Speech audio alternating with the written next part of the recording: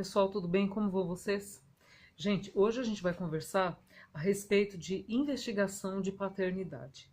Eu resolvi abordar esse assunto porque eu fui questionada na comunidade por um dos, deve ser um inscrito no canal, não tenho certeza, mas essa pessoa se sentindo assim um pouco chateado, não sei se é a própria situação dele ou não, mas ele deixou um comentário assim meio indignado com relação àqueles casos onde, mesmo não tendo havido exame de DNA, o juiz determina que o suposto pai é o pai, reconhece a paternidade e condena a pensão ao pagamento da pensão alimentícia. Então, ele estava muito revoltado e ele se referia com relação ao assunto dizendo o seguinte, que pouco se comenta a respeito da situação do pai. Todo mundo se volta só em favor da criança, em favor da mãe e esquece o pai que é condenado injustamente nesse tipo de ação a pagar alimentos de uma criança que não é filha dele, que não houve DNA, etc, etc, etc.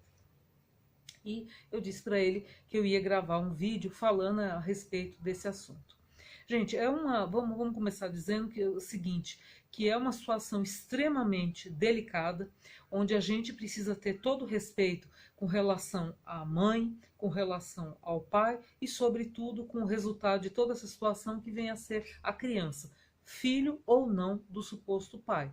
É uma criança, é um ser humano que está envolvido ali e é a parte mais frágil, a parte mais vulnerável no meio de toda essa situação. Por quê? Porque a criança não entende, não pediu para vir ao mundo, não tem culpa do relacionamento que esse pai, esse suposto pai e essa mãe tiveram e vai arcar, vai sofrer consequências de seja lá do que acontecer nessa ação, seja ela julgada procedente ou não procedente.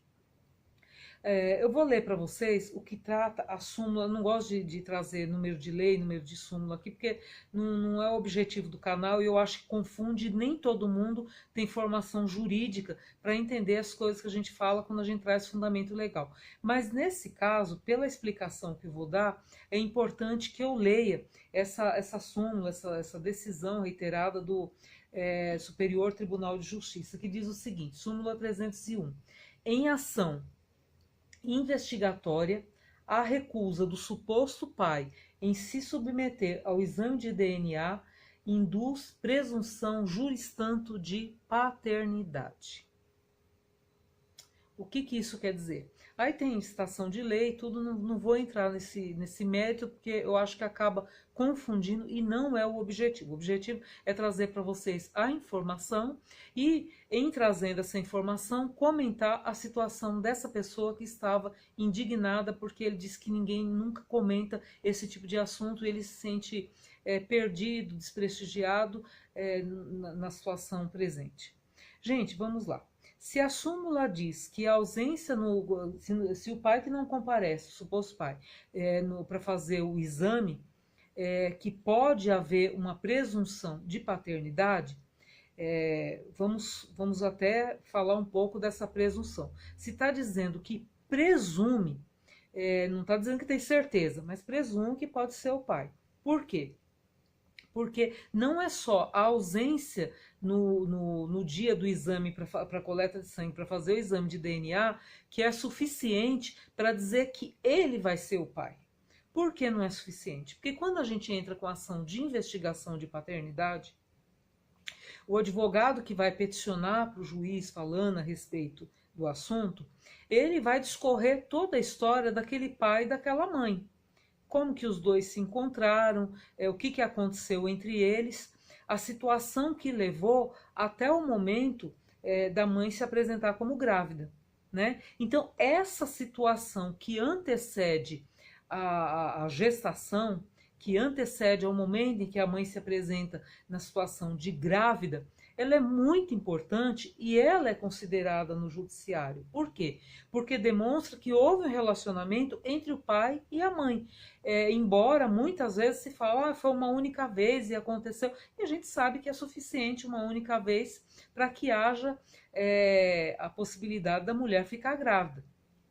Porém, quando eu tenho uma situação onde houve um relacionamento amoroso entre esse pai e essa mãe, então ambos trocavam juras de amor através de cartinha, através de mensagem eletrônica, e-mail, WhatsApp, mandava flores de vez em quando, aí tinha um bilhetinho lá, né? Fotografias. Então, tinha uma festinha lá na família, batizada, aniversário do sogro, da sogra, a pessoa ia lá, tirava uma foto, viagens. Ou seja, socialmente, aquele casal era visto junto.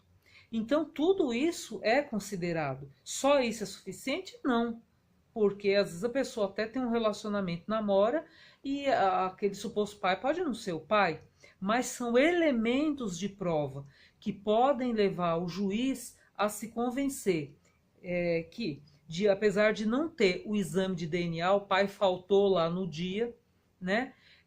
Com essas outras provas que tem nos autos do processo, que eu citei aqui agora, dentre outras, pode levar ao convencimento do juiz de que aquela pessoa é o pai, né?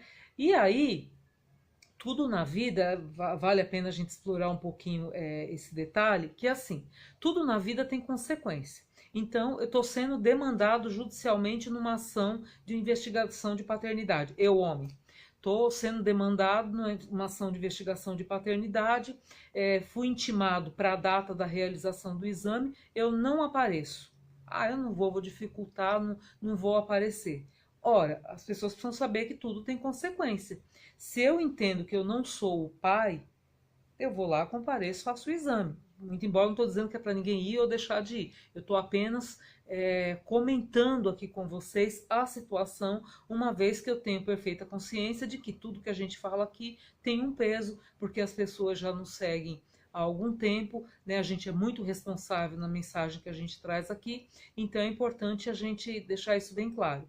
Então, assim, a pessoa foi intimada, não compareceu para fazer o exame, então é preciso que ela saiba que, havendo outros elementos de prova dentro daquele processo, o juiz pode vir a reconhecer a paternidade. E, uma vez reconhecida a paternidade, condenar aquele pai ao pagamento dos alimentos, né? E tudo mais o que advém do reconhecimento da paternidade. Então, gente, o que acontece? Eu não fui a legisladora nesse caso, não sou legislador, sou uma operadora do direito. Então, aqui no canal, a gente passa a informação. Eu lamento profundamente que às vezes a informação desagrade.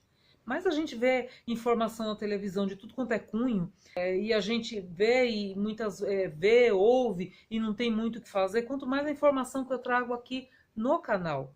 O caráter é meramente informativo para que vocês saibam que as coisas existem e são dessa determinada maneira, né? E que às vezes, se a gente não cumprir a lei, se a gente não cumprir os comandos judiciais, as ordens judiciais dentro de um processo, a gente pode sofrer consequência. E essa é uma delas, o não comparecimento no exame de DNA. Tá certo, gente? Então, é importante que vocês saibam por que isso acontece. A pessoa não foi fazer o exame, né? Então, não há que essa revolta, não vou entrar no mérito se justifica ou não justifica, mas assim, vocês precisam saber do direito de vocês e das consequências de deixar de exercer esse direito, porque ir fazer o exame de DNA é um direito do pai, até para demonstrar que ele não é o pai, por exemplo. Na medida em que ele não comparece, ele deixa de exercer esse direito dele constitucional de fazer o exame e até demonstrar que ele não seria o pai, porque o resultado poderia dar negativo.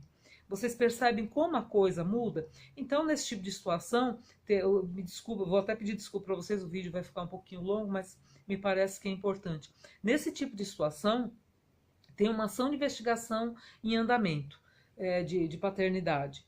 O pai é citado, ou seja, chamado para o processo. Primeira providência, contrate um advogado para acompanhar vocês, para acompanhar o caso. Por quê? Porque esse advogado vai dar orientação e vai explicar as consequências das escolhas que você fizer com relação às provas que estão sendo produzidas dentro do processo.